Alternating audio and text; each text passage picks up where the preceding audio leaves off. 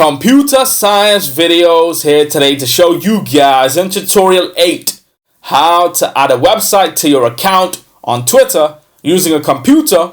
Without further ado, let us start the video. So in this tutorial, you need to have access to a Mac computer, a Twitter account, and a website link that we will add to the account. So we can now go all the way down to the dock, go to Safari, go to your Twitter account.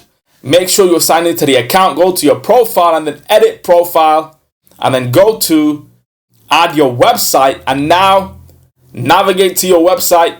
In this case is my YouTube channel. Click on the link. We can shorten the link with URL shortener. And then copy that link itself.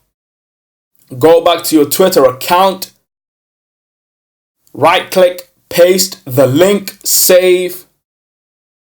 And now copy your Twitter account link. Go back to the different web browser and then paste. Command V to paste. And then we have a clickable link that will take us to our YouTube channel when someone decides to click.